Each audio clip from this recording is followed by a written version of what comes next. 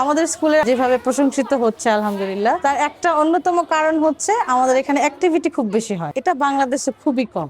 আগে কখনো করিনি, এই স্কুলে প্রথম করেছি। বর্তমানে স্কুলের আর্ট বলতে বা ব্যাকগ্রাউন্ড বলতে যেটা বুঝে থাকি, কিন্ডার গার্ডেন হয়, সেখানে দেখা যায় যে খুব বেশি অ্যানিমেলের ছবি বা মানুষের ছবি, প্রতিচ্ছবি আমরা বেশি দেখতে পাই। কিন্তু আমাদের স্কুলটা যেহেতু মোর দেন স্কুল, মোর দেন মাদ্রাসা, তো আমরা ইসলামিক দিকটা মাথায় রেখেই এই থিমগুলি আনার চেষ্টা করেছি, যেটা ইসলামের বিপরীত না। তো সেই জায়গা থেকে আমার মনে হলো যে আমার একটা দেয়াল কেউ দেখে যেন মনে না করে যে দেয়ালটা খালি আছে বা ছবি আছে। আর যে ছবি থেকেও থাকে সেটা কোনো অ্যানিমেল থাকবে বা থাকবে এরকম না। দেখা যাচ্ছে যে সোশ্যাল মিডিয়ার খুব বেশি প্রচলনের কারণে বাচ্চারা ফোনে বেশি এডিক্টেড হয়ে যাচ্ছে। আমাদের স্কুলের আলহামদুলিল্লাহ একটা যেভাবে প্রশংসিত হচ্ছে আলহামদুলিল্লাহ, তার একটা অন্যতম কারণ হচ্ছে আমাদের এখানে অ্যাক্টিভিটি খুব বেশি হয়। শুধু মুখস্থের উপর ভিত্তি না করে ভিজুয়ালি যেটাকে বলে, দেখা যাচ্ছে যে আমরা বাচ্চাদের এত মোটা মোটা বই দিয়ে থাকি এডুকেশনাল ব্যাকগ্রাউন্ড গুলিতে, সেখানে দেখা যাচ্ছে ওদের চোখের ক্ষতি হচ্ছে, পাশাপাশি ওরা বোর্ডও ফিল করছে। বাচ্চারা তো এত পড়তে পারে না, ওদের দিতে হবে অ্যাক্টিভিটি, ওরা খেলায় খেলায় শিখবে।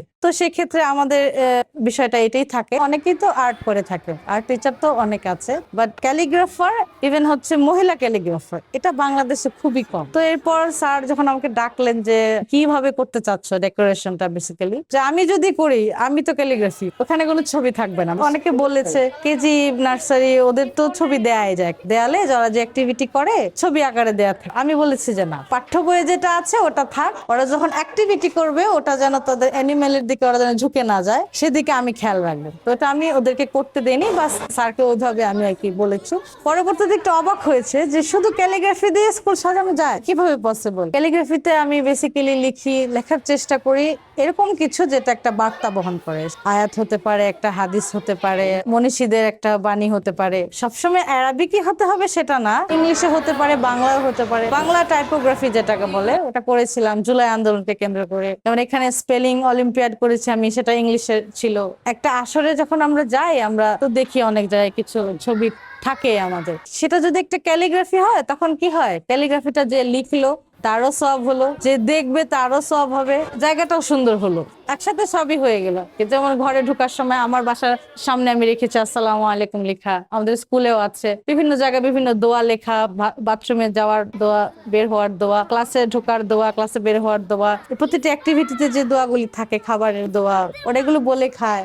যখন ভুলে যাবে তখন আমরা দেখাই এই দোয়াটা পড়তে হয়। অ্যাক্টিভিটিও হলো, ধর্ম পালনও হলো, শিল্প চর্চাও হলো। তো আমার মেইন টার্গেটটাই থাকবে এটা, যে বাচ্চারা যেন স্কুলে আসে, ওরা যেন আগ্রহ থাকে যে আজকে স্কুলে যাব, আজকে এই হবে, অ্যাক্টিভিটি হবে, সেই হবে, এটা হবে। যদিও আমি অনেকটা করতে পেরেছি আল্লাহর রহমতে, বাট আরো চাই এটা যেন আরো বড় পরিসরে হয়। এই স্কুলটা আমরা এমন ভাবে আমাদের কারিকুলাম ডিজাইন করেছি, সেখানে পড়াশোনার পাশাপাশি ইংলিশ পড়াশোনার পাশাপাশি বাচ্চারা যাতে কালচারে ডেভেলপ করে, সেটার জন্য আমরা অনেক মেকানিজম রেখেছি। লাইক হচ্ছে আমাদের বাচ্চাদের জন্য গানের ক্লাস রেখেছি, তারপরে ক্রাফট ক্লাস রেখেছি, ক্যালিগ্রাফি ক্লাস রেখেছি। ক্যালিগ্রাফি দিয়ে কিভাবে ওয়ার্ল্ড ডিজাইন করে বাচ্চাদেরকে ক্যালিগ্রাফি করে শেখাইতে হয়, সেই জন্য আমাদের স্কুলটা ভাবে ডেভেলপ করছে এবং সাথে সাথে বাচ্চাদেরকে ক্যালিগ্রাফি শেখাচ্ছে। নতুন নতুন এক এক পদের জিনিস শিখাচ্ছি।